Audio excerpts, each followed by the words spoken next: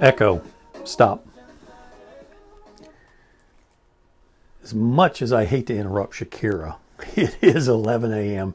Eastern Daylight Savings Time, and I'm your host, Jeff Ski Kinsey. And I'm excited to be here. I'm excited to be anywhere, right? The older you get, the more you look around and you say, yeah. Hey, so it's Friday, and it's going to be just about as great a day as you make up your mind to make it. So join me and the team at Voice First Careers. It's also the website, voicefirst.careers, and make it a fabulous day. Okay? Hey, a couple things. We're excited about these live casts. Excited that Twitter made these available via Periscope. I'm also going to be looking at some other options with a YouTube stream, because LinkedIn, in its infinite wisdom, and the fact that they know I'm not a big Microsoft fan, have denied me a live cast ability from LinkedIn, from within LinkedIn. But hey, you got to make do with what you got, right? You know, what's in your hand, go get her done. Hey, I want to start off with a quote for the message today. And this comes from Albert Einstein. I think one of the sharpest guys to come down the pike. He said, look, we cannot solve our problems with the same thinking we used to create them. Right? Said another way, the height of insanity is doing the same thing over and over again and expecting different results. Doesn't work that way, right? So I said all that to say, this coming Tuesday, we're going to give you a sneak peek behind the covers of this thing called the logical thinking process. Actually, the third generation of it, as tweaked and tuned by Bill Detmer, aka H. William Detmer. How are we going to do that? Well, we're running a workshop Tuesday, 3 p.m. Eastern Daylight Savings Times, on root cause analysis. Now, the first formal introduction I had to it, we talked about it in college, in various business classes, and it didn't stick.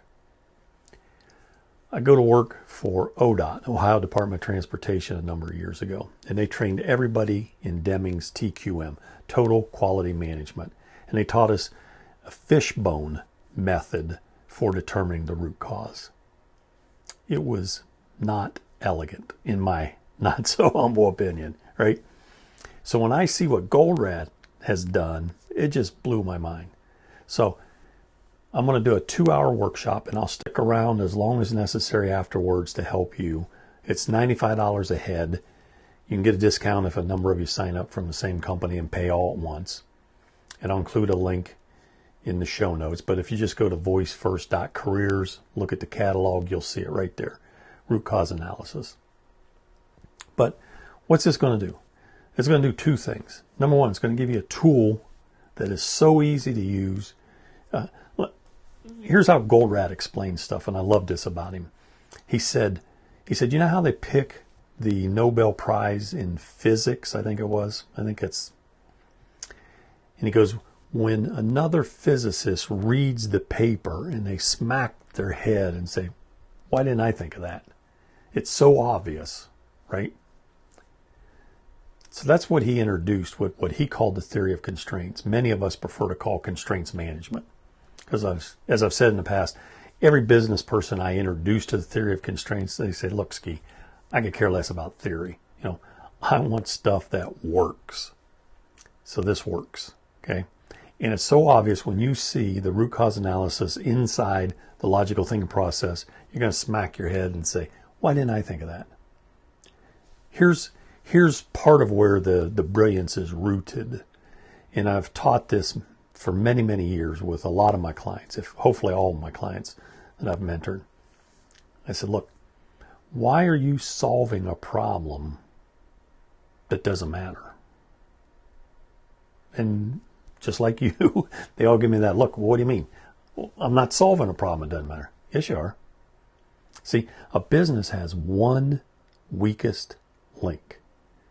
And that's why, among other metaphors, analogies, Goldratt used the link chain. And I grew up in those days when the car wouldn't start. You get out the link chain, it's a metal chain with these links that connect each other. Hook it up, you pull it, and I've literally had the chain break. Well, what Goldratt says is, you know what? We could have predicted that. He said, look, it's going to break at the one weakest link. Yes, some others might get stretched out of shape. Okay. No blood, no foul, but it's going to break at the one weakest link. And he says, you know what we do in business? And I saw this at ODOT when we implemented TQM. I saw this firsthand, and it was so disappointing because I just recently discovered Goldratt. Thanks to Industry Week magazine, they did a book review of the second edition of Goldratt's book, The Goal. What TQM did is they wanted to try to strengthen the whole chain, every link in the chain.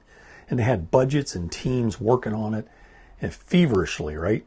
Everybody working on their little niche, right? The problem that's in their area. And as I've said, and people look at me like, you didn't really just say that. Yeah. What I said is, if your effort is not directed in your budget, the money, what limited resources you have, is not directed at the one weakest link, all, not some, all your effort is wasted. That's right. You got to fix the weakest link. Okay, that's what's going to break. And making the chain stronger, making the whole chain stronger, isn't going to solve the problem. It's still going to break at the one weakest link. And so you're going to see what's going on, what's happened with this virus. Okay, I've heard 60% of the businesses are doing better as a result of it. 40% are either doing worse or are gone. Okay, and that's sad. But by the way, even restaurants, like one of our favorite restaurants in town has been closed since, whatever date that was back in March. And that's a shame. They had maybe 5-10 employees there. That is disheartening. There was a solution. Okay, there is a solution. So no matter how bad you think it is, there is but one weakest link. We're going to direct all of our focus to that. We're going to figure out what it is. We're going to fix it and work on it until it's no longer the weakest link. Then guess what? The weakest link as a concept moves to the next weakest link. Yep. See, I love it when I go in and meet with business owners. I like to explain to them, look, I start with a question. I can show you how to double sales in the next 90 days. But the question is, let's take your best month in the last 12 months, and let's say you sold 1,000 widgets. Okay. The company, the personnel, the equipment, the resources, everything that you have at your disposal, can you physically produce 2,000 widgets within 90 days? Most times the answer is no. Can't do it. Okay, so I said we're going to draw a line in the sand. And what that means is the constraint, the one weakest link, is it inside the building or outside the building? So you just told me the constraint's inside the building. So we need to identify it, put in practice some things to help fix this situation, how to strengthen that one weakest link until it's no longer the weakest link, right? And then when the owner says, now I could actually produce 2,000 of those. I have the resources. I have everything I need. Yes, I can handle doubling of my sales. Great. What that means is the constraint has just now moved onto the other side of the line. It's in the marketplace. And Goldratt was the absolute genius of marketing. He gets almost no respect in this arena. Everybody says, oh, isn't he that manufacturing guy? No, he was not. That was just, I can't even, such a small piece of the brilliance of Ellie Goldratt. Yes, he was arrogant, almost as much as me, maybe more so in some regards. But his insights into marketing were unlike anything I'd ever seen. I had some good friends recommend a book on marketing to me, and I start reading it, and the author gets the definition wrong, I think in the first chapter, and it's like, sorry, can't finish the book. If the premise, this foundation I was talking about yesterday, talking about foundation. If the foundation's wrong, okay, the house is wrong.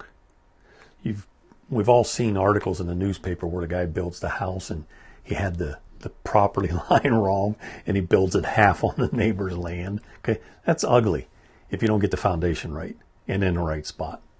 Hey, I could go on and on and on, and I have, and I don't mean to. The bottom line is, I don't think you can be doing anything more important than being in this workshop. And there's only limited seats, but I'll reschedule more. And I'll do personal workshops for your company if that's appropriate. But I don't think there's anything you could be doing more important than joining me at 3 p.m. on Tuesday.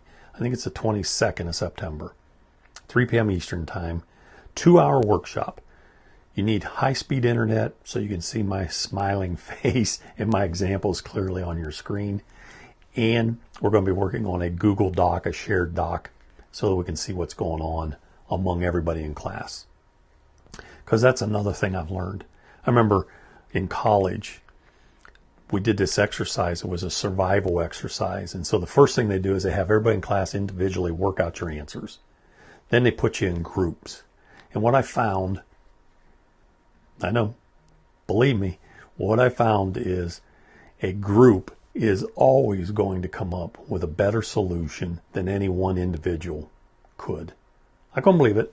I thought I knew. Marine Corps veteran, after the Marine Corps, I go to college, so I know a thing or two about survival. The group still did better than I did individually. Does that make some sense? So the bottom line is, if I can help, reach out. Best way to do that is pick up your mobile phone, right? This thing you got always within 3 feet of you, and dial #250, and at the prompt say, contact Ski Man.